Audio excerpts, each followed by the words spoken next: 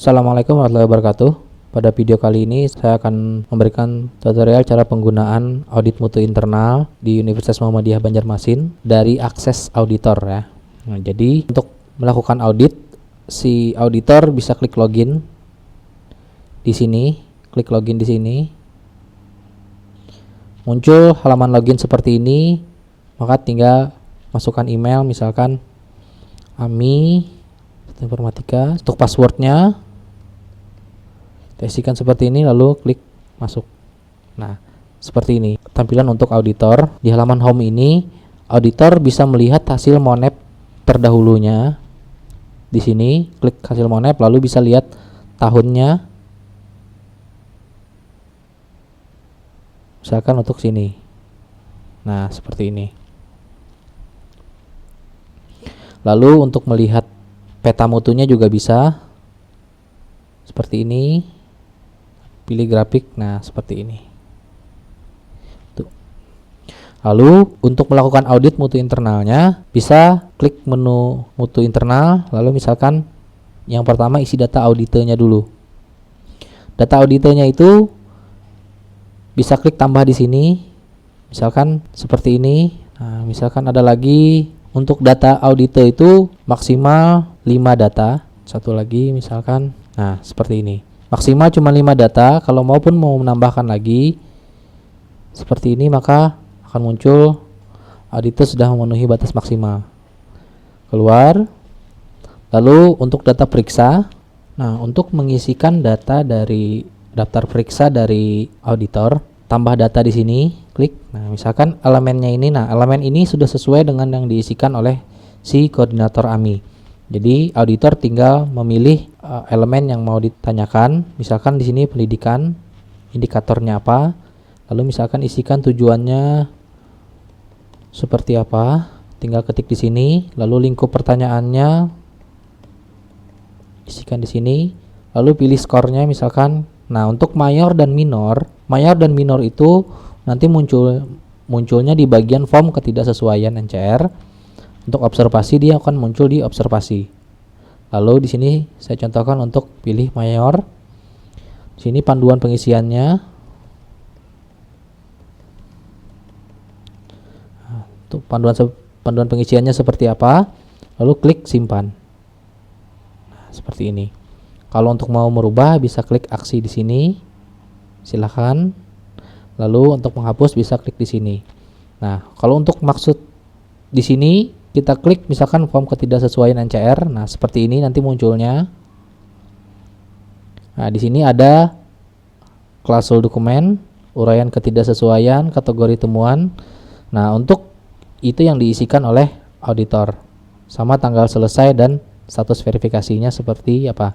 Close atau open. Nah, itu yang diisikan oleh si auditor. Nah, untuk uraian faktor penyebab, tindakan koreksi auditi dan target perbaikan auditi, tindakan pencegahan sama file, misalkan kalau ada file yang diupload oleh auditi, itu bisa dilihat di sini. Hanya dilihat, tidak bisa dirubah, karena yang merubah adalah nanti adalah si auditenya. Di sini misalkan untuk NCR-nya diisikan dulu, klausul dokumen sama uraian ketidaksesuaian sampai kategori temuannya sama nomor NCR-nya. Lalu misalkan klik aksi. Nih yang edit data ini, yang ini ya, yang warna biru. Nah, akan muncul seperti ini. Nomor NCR-nya misalkan kita isikan 1 seperti ini. Nah, indikator di sini tidak muncul. Cara untuk memunculkannya adalah klik dulu salah satu elemen yang lainnya, lalu kembalikan lagi ke elemen sebelumnya. Nah, akan otomatis muncul indikator kedua. Lalu klausul dokumennya isikan aja klausulnya.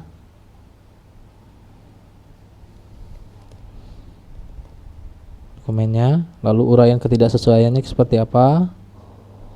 Nah, seperti ini, lalu pilih mayor atau minor. Misalkan mayor seperti ini. Nah, karena tanggal selesai belum ada dan statusnya juga belum ada, karena di sini uraian faktor penyebab ketidaksesuaian dan tindakan koreksi itu masih kosong. Tanggal targetnya belum, tindakan pencegahannya juga belum ada, maka klik saja misalkan ubah. Nah, akan muncul seperti ini. Lalu untuk yang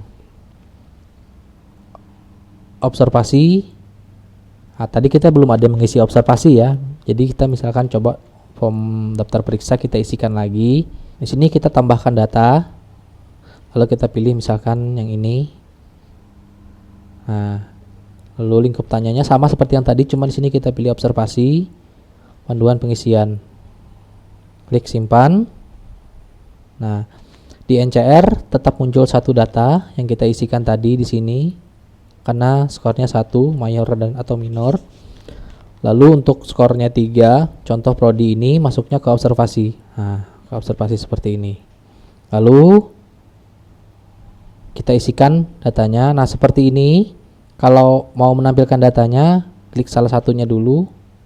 Nah, akan muncul. Walaupun tidak muncul juga tidak apa-apa, dia masih tetap bisa nyimpan karena dia sudah otomatis menyimpan data ini. Yang kita rubah bukan data ini lagi, tapi data yang ini sama yang ini. Klik ubah. Nah, seperti ini. Jika mau mencetak datanya, misalkan di daftar periksa seperti ini, kita mau ubah kita mau cetak datanya, silakan pilih tahunnya dulu, lalu pilih cetak. Nah, kan seperti ini. Kalau untuk menggunakan Chrome, bisa di bagian layout ini, bisa mau menggunakan portrait, nanti akan seperti ini. Kalau mau mengganti dengan landscape, bisa seperti ini, sesuai dengan panduan yang sudah dibikinkan oleh LPM.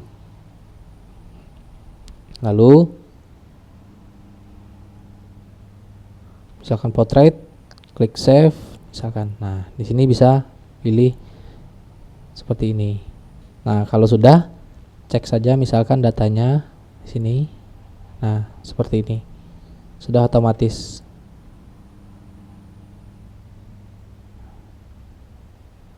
Nah, seperti ini. Sama untuk yang NCR juga sama, pilih tahun lalu cetak. Seperti ini.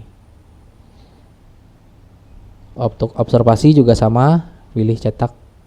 Seperti ini juga, pilih tahun dulu, cetak seperti ini. Nah, untuk rekapitulasi AMI-nya tinggal pilih tahun saja, cetak. Nanti akan otomatis di save atau di print. Oke. Nanti untuk bagian NCR sini bisa dibuka lagi di bagian NCR. Kalau misalkan uraian faktor penyebab sama tindakan koreksi sampai dengan file atau tindakan pencegahan sudah diisi oleh auditi, itu nanti bisa diisikan lagi misalkan tanggal selesai sama status verifikasinya di sini. Tanggal selesai sama status verifikasinya. Nanti dia akan muncul di sini kalau sudah diisikan oleh si auditornya. Dan di sini juga muncul nanti. Nanti tinggal ditambahkan tanggal selesai sama status open sama close-nya, lalu klik ubah seperti itu. Untuk lihat file nanti juga diklik, bisa saja klik di sini kalau misalkan ada filenya. Kalau misalkan seperti ini berarti filenya tidak ada. Seperti itu. Baik, cukup sampai sini tutorialnya. Saya akhiri. Assalamualaikum warahmatullahi wabarakatuh.